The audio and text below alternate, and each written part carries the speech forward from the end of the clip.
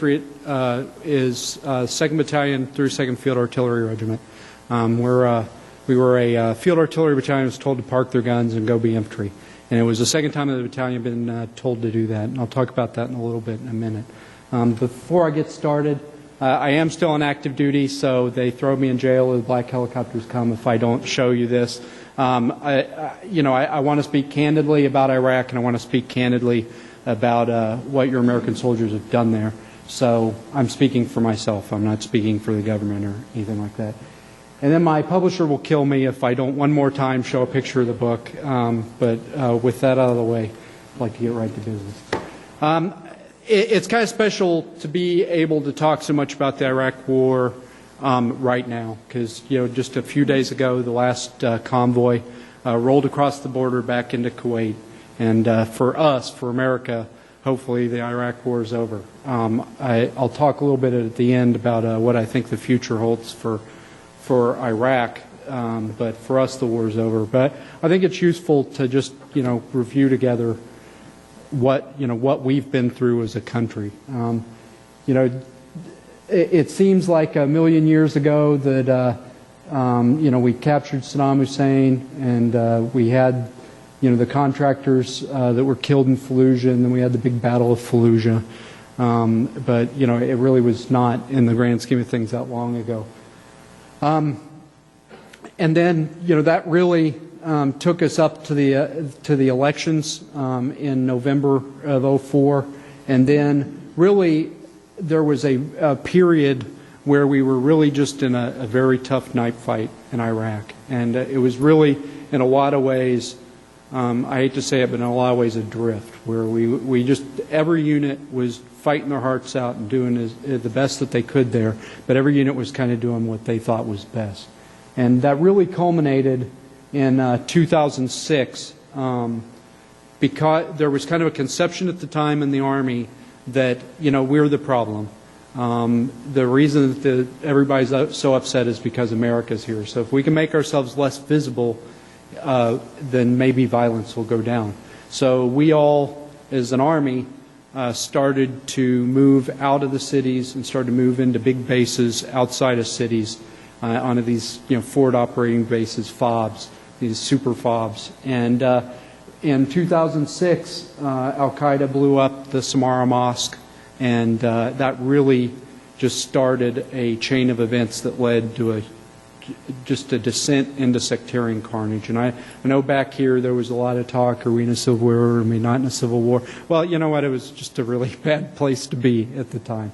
And in 2006, at the end of the year, midterm elections, the House and Senate changed hands, but the President decided to double down with the surge. He came on television, he announced that we were going to introduce 30,000 more troops, a big civilian surge, and we were going to really give it a last push. Joe Petraeus, who came in at the same time, he complemented that strategy by moving us back into the cities. And in a lot of ways, that turned the tide, because we were able to get back out into the cities around the people. People started to feel like we were going to clear and then stay so that they could figure out their political problems. Now, as I'll talk a little bit later, there were a lot of other things that led to the kind of the turn in events in Iraq. The Sunnis were getting their butts kicked, frankly. There are more Shia than there are Sunni in Iraq, and at some point numbers take over. And they were getting kicked out of Baghdad, by death squads and by intimidation. They knew they were losing, and so they decided to quit on Al-Qaeda and bet on the United States. And that was really, the fact that we doubled down there really was a lot of why they chose to do that. Throughout 2007, things continued to improve, and in 2008, around the spring, President George Bush and his administration concluded an agreement with the Iraqis that set a timetable for turnover of the country back to the Iraqis, which is really, we're at the end of that timetable now. He said that in the summer of 2009, in June, we would hand over the cities back, I'm sorry, in 2009, we'd hand over the cities back to the Iraqis and leave the cities. And then in the summer of 2010, August 2010, we would end combat operations. And as I'll talk kind of at the end of this thing, that's kind of a nebulous term, what that means. But we were supposed to end combat operations. And then we promised the Iraqis that at the end of 2011, we would be out of Iraq. And that's really what we've just done. We've fulfilled that promise. And you guys were here along with me here in the debate about should we leave, shouldn't we leave. But that's really where we're at today.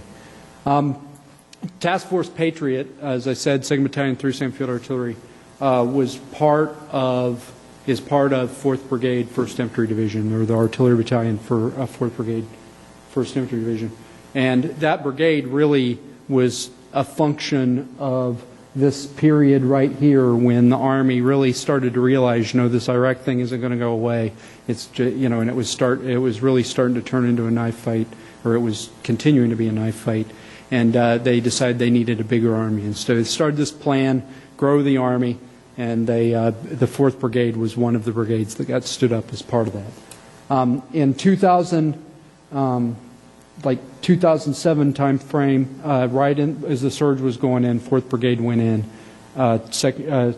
Task Force Patriot was one of those battalions that went in, and just as in 2009, they parked their howitzers and got out and were infantry in the streets. And when the task force came back, they trained to be an artillery battalion. For a while we thought that we might be going to Afghanistan, but then we went right back to Iraq and parked our howitzers again. We were infantrymen again.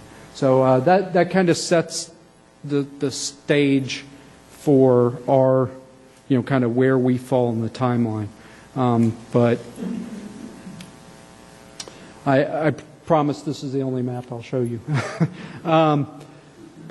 Just to kind of orient you, this is Baghdad, and the Tigris River kind of flows up like this, and the Euphrates kind of flows up like this.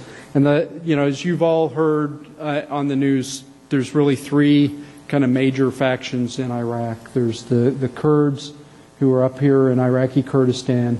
The Shia really control southern Iraq and most of Baghdad. And then there's this area that we've all heard called the Sunni Triangle, which kind of encompasses this area right here. And the Dragon Brigade, when they went, they took over that area right there, which is Saladin province. This was the home province for Saddam Hussein.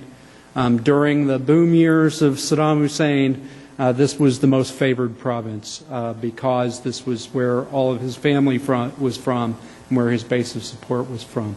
It got most of the resources and most of the favor from the government.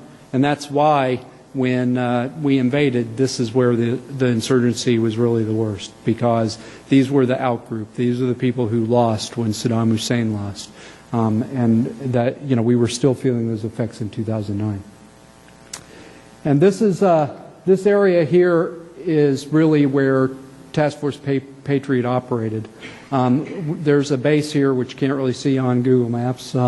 It's where it's called Cobb Spiker. It's named after a pilot who was downed in his aircraft during the Gulf War, and they actually, ironically, found him out in the middle of Al Anbar while we were in theater.